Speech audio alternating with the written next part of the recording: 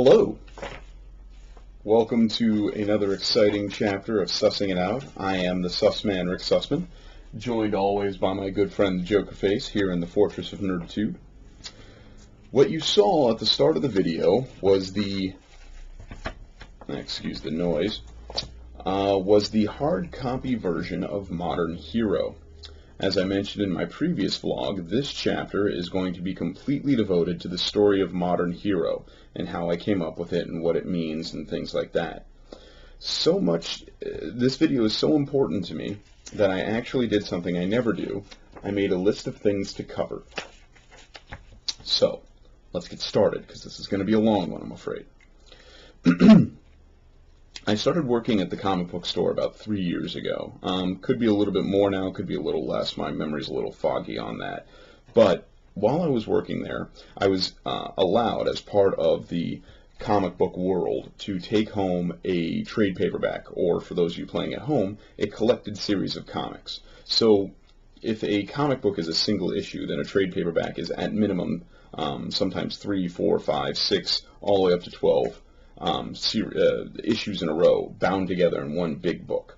So, I was taking home book after book after book, and I started getting a lot of real inspiration to write again. Just reading in general can lead to other things. It's one of my favorite activities now that I'm a grown person. I'm allowed to feel like I can read. As a kid, for whatever reason, wasn't a big reader. But as I got older and got into comics, lo and behold, I got into writing as well. So I'm reading book after book, and I'm reading all about these superheroes, and after a while, reading endless superhero jargon can get a little lame and a little old. So I kind of gave up on it and got really bored with comics for a little while. This is all while working at the shop. Until ultimately, I found one comic, click that tally, Bomb Queen. Bomb Queen is irreverent as Family Guy. It is as ridiculous and over the top as any other program I've ever watched dealing with silliness. It is as though an animated manga supervillain girl came to life and started running her own town. It is just silly, absurd, ridiculous insanity, and I loved it. It was so great and so different and so new to me that I had to keep reading it. I think there's 9 or 10 chapters of Bomb Queen, and I read all of them in the course of a week. I was taking home 2 and 3 at a time. I had to plow through them, because Bomb Queen reminded me that comics don't necessarily have to follow the same formula all the time. They can, in fact, be many different things. You don't have to have your standard superhero fare. One of my favorite books that I read during this time period was a book called Pride of Baghdad, which is all about this group of lions that are released during the first or second invasion of Iraq. When the American forces invaded. And it's just this story of these lions that were just living there. It's a pretty sad story, but it's really awesome.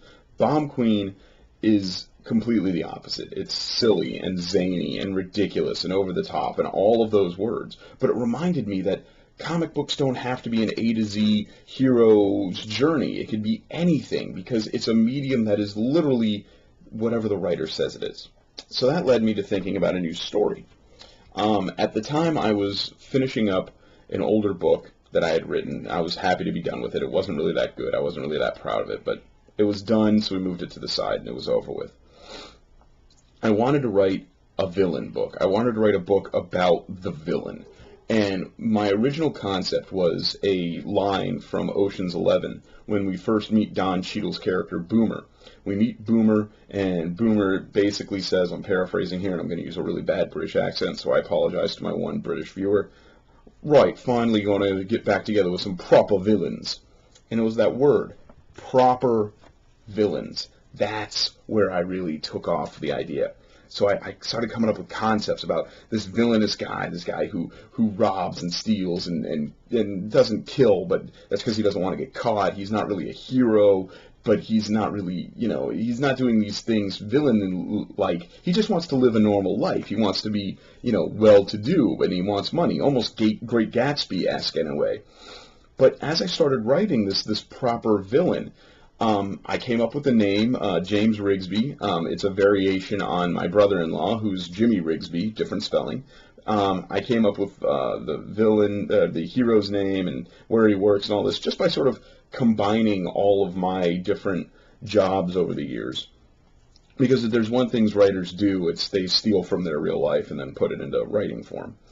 And I started writing this book. This book ultimately stopped being called Proper Villains and then went to Modern Hero. And I realized that in our modern society, a hero is somebody who's kind of villainous, who's kind of a jerk, kind of not really that cool of a dude when it comes to what he does.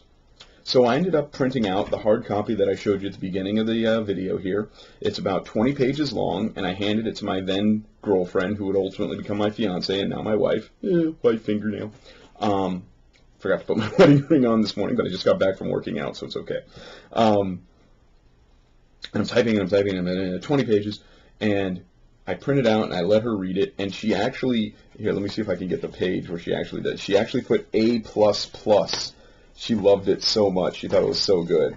Now, granted, she is my wife and she loves everything I do, but she's also a big comic book nerd, too.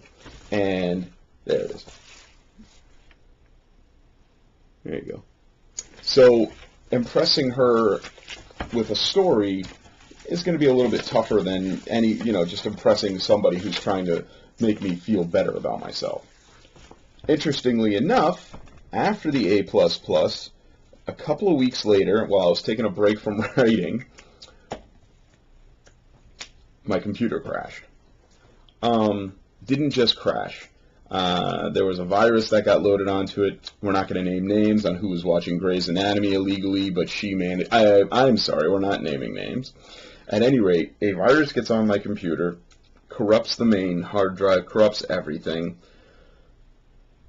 bricks it. My computer was bricked. I was pretty sad about this because I had worked so hard on Modern Hero, and plus there was a couple other stories on there that I wanted to flesh out a little more, maybe suss out, perhaps. And they were gone. And the only thing I had left was the hard copy, the copy that she had read, and it took me probably a solid year. Sorry, I have to adjust my hair. About a solid year before I was ready to start writing again, before I was ready to start really caring again. And it was at that point that I realized that I was writing all of this stuff that I was writing in the hopes that I'd be signed by a major, comic label like Image would pick me up, or Marvel or DC, or, whatever the pipe dream was. But to be quite honest, I don't think my writing's good enough.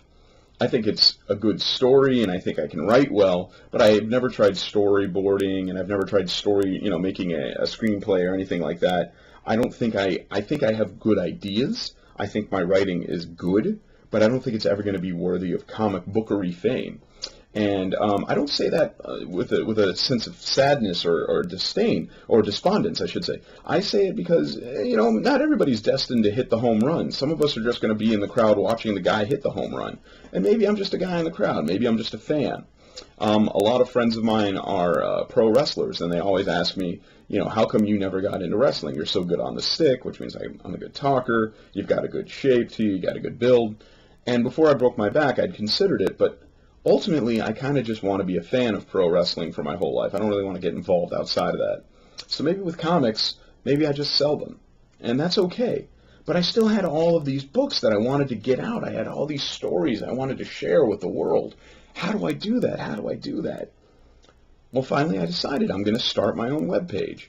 And that's where theartofricksussman.wordpress.com came from, which ultimately, with a little bit of luck, will just be theartofricksussman.com. It came from the inspiration that my now wife gave me, that I should be sharing my stories with the world, and it came with the simple, honest truth that when I write something and hit the publish button on The Art of Rick Sussman, it's published. It's out there. The world has it. And if somebody takes my stuff and turns it into a movie and they make $1 million off of Savior or Modern Hero or whatever else that I put up there, so be it. I will be more than happy, because I will have known that something I did was now part of, the fabric of the world. And any artist worth any amount of salt will tell you that they're not in this for money, they're not in this for fame or for glory. They're in it because they need to share their art. Ooh, my light went out. I'm sorry. There we go. They need it to share their art with the world, because if they don't share their art with the world, it stays with them, and that's a fate that's worse than death for some artists, for me in particular.